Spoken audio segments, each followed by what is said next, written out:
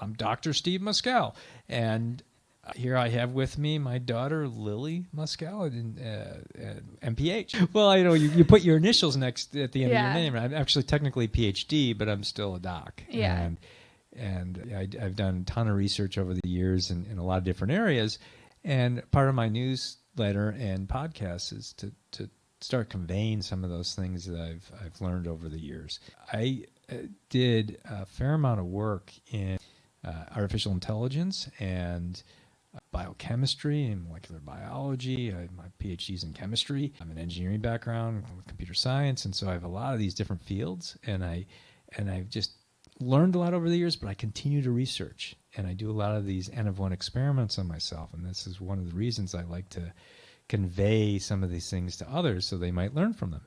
But in doing this, I do this every day at home, and my daughter, sitting across from me, Lily Muscal, also has had a scientific slant in her life, and she did a great solid undergrad at a very prestigious Claremont McKenna, and learned a lot of business and networking, and then found her way into a pharmaceutical company after having done an internship there and worked there for several years, and then decided to go off and get another degree under her belt, and that was at the same alma mater as mine at Berkeley, and do a Master of Public Health. And so Lily Muscal, here's sitting across from me.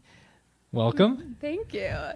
And yeah, I figured this podcast would be a great opportunity for us. We always have these kind of kitchen table conversations about health, kind of generational differences, everything from economics to business to health to AI, and why not broadcast one of them, and why not use your curiosity and expertise to have conversations with other people and bring insights to those that want to learn about healthcare, longevity, all these kind of things that are top of mind. Yeah. Well, and so actually I said that, and so I started a little newsletter because you were the one who encouraged me, Lily, to do the podcast. Actually, I think my friends inspired me to encourage you to do a podcast, and took you some time to get on board, but no, I wanted to start with like a little like written form first and kick that off, and because podcasts take a lot of time. I mean, I have a day job. You have a day job now, and so it's tough to do this. Some people do this stuff full time. Yeah, and then the question is, do people really want to listen to it? And I'm not trying to monetize it, but the way I look at it, and it's something I've said in my story. It's one of the newsletters I've written. I'm doing this as an opportunity to capture a lot of content that I spew out often, daily, and that just sometimes just goes in one ear and out the other for most people I talk with. But having it in a form where I could later embed it in an artificial intelligence one day, and this, I'm kind of curious your perspective on this, because people live in the AI world. A lot of them say this is creepy, but I don't. I would love to embed all the essence of everything I've studied and expressed and written and my whole world in an AI. So when I'm no longer here, my family, my children can ask questions of me, even though I'm not there. And is that creepy to you? Yeah, it's funny that this is a generational differences podcast. You would think that's the Gen Z perspective, kind of being eager to create an AI version of yourself. A little bit creepy. I think I would be more hesitant because I don't know what's happening behind the scenes with some of these platforms, companies, softwares. But in theory, yes, it's cool, but a little creepy. Well, so the privacy element is a big concern. And I think a lot of the technologies, they're starting to come down to the level of a desktop. And you can... Recently I saw this. I think it's called Rewind AI, that can take screen captures and audio of your computer and just basically capture everything, and then you can ask it questions. And even I'm distrustful of that, and I'm a guy who's like, hey, I've got all this cool home stuff. You're submitting your blood records to ChatGPT, which I don't think anyone else. Yeah, exactly. But that's a little, just because I think that the desktop compute is not yet there, but it will be. NVIDIA is going to, I think, get there, and others.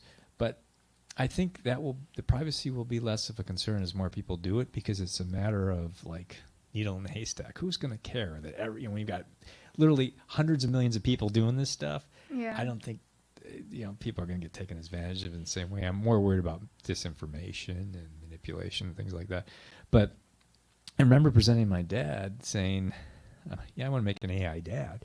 And I never really thought, did that seem weird to him? I mean, because What did he say? he didn't say anything. He's very reserved with things like this. But I've had a lot of communications with him in email and just over the years, and there's so much knowledge he has that I can't even remember. Yeah. But I would love to embed that in an AI, so when he's no longer with us, that I can ask questions. Yeah. I mean, I guess arguably it's like a modern day book, like someone writing a memoir or an autobiography, if you think of it that way. Yeah.